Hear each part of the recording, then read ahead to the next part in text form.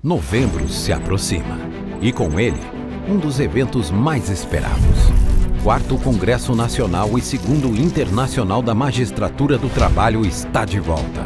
Em um mundo de mudanças constantes, onde o progresso tecnológico redefine relações de trabalho, o debate nunca foi tão essencial.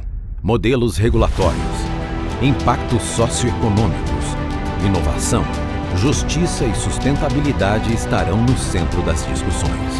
Prepare-se para 3 dias de evento, 5 salas simultâneas, mais de 100 palestrantes, interagindo, criando conexões que moldam o futuro da justiça do trabalho. Grandes nomes do direito nacional e internacional.